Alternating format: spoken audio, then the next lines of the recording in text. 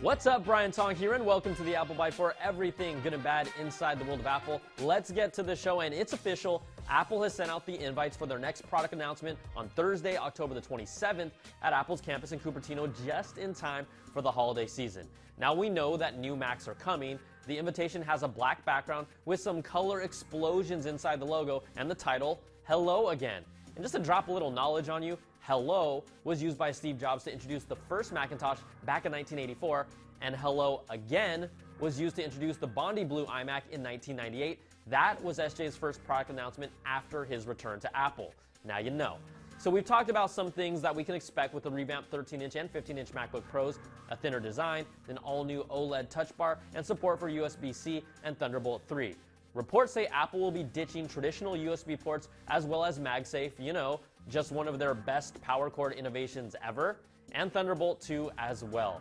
Mako Takara reports that Apple will be getting rid of the MacBook Air 11-inch, discontinuing it entirely, but will keep the 13-inch MacBook Air around. Plus, Apple's ultra-thin 12-inch MacBook will still remain in the lineup. It's about time we see a real refresh because the MacBook Pro line hasn't seen a significant design change in over 4 years. That's right, 4 años.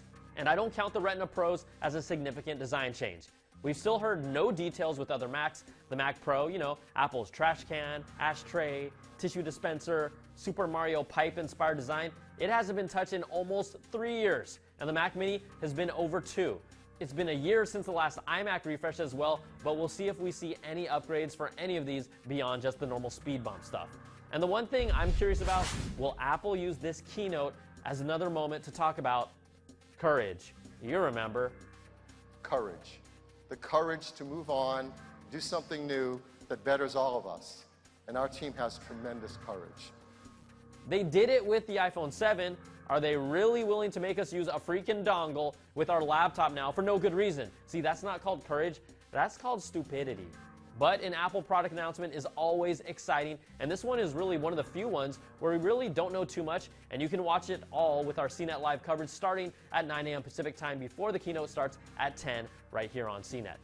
But we still don't have a date for those Apple AirPods, and I know there are a lot of you that really want them, some of you don't, so we should find out about them by the 27th as well.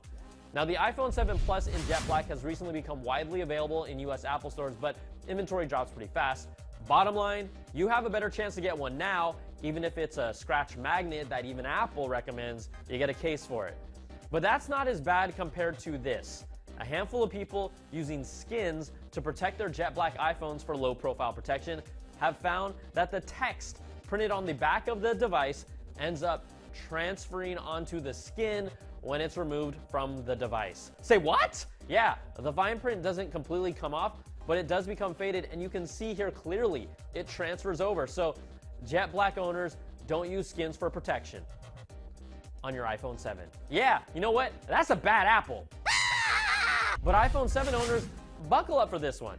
GSM Arena reported a couple weeks ago that the 32GB iPhone 7 and 7 Plus models had slower storage performance compared to the 128 and 256GB models. Now, that's been confirmed after Unbox Therapy put it to the test and found that they had close enough read speeds with the 32GB model reading at 686 megabytes per second and the 256GB model reading at 856 megabytes per second. But then, when it comes to write speed, it's not even close.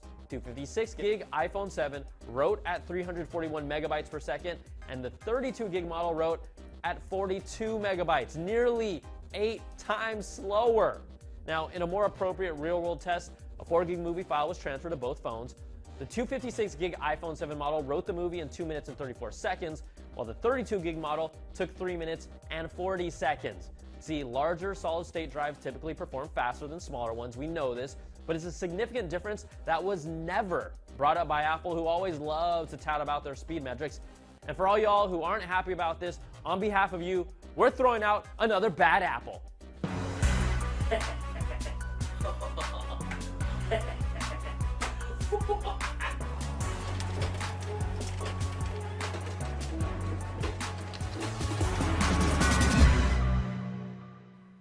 Yeah, that's bad. All right, in Apple Watch news, a quiet update to Apple's site confirms that the Apple Watch Nike Plus Edition will launch a day after the new Mac's keynote on Friday, October the 28th.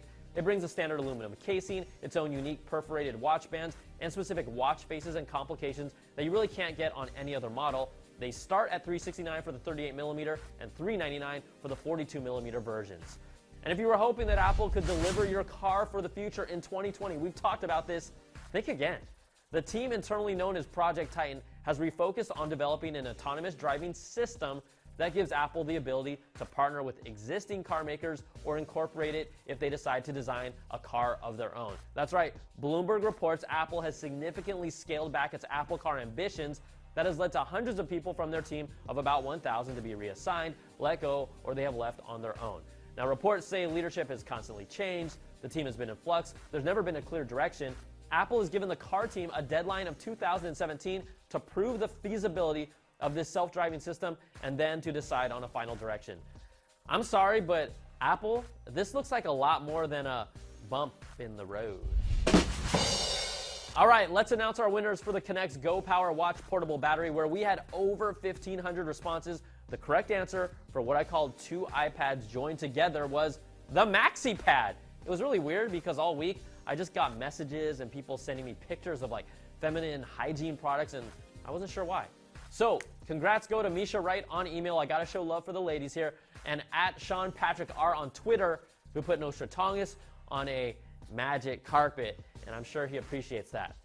All right, that's gonna do it for this week's show. You can email us at theapplebite@cnet.com or tweet me at Brian Tong. Thanks so much for watching. We'll catch you all next time for another Bite of the Apple.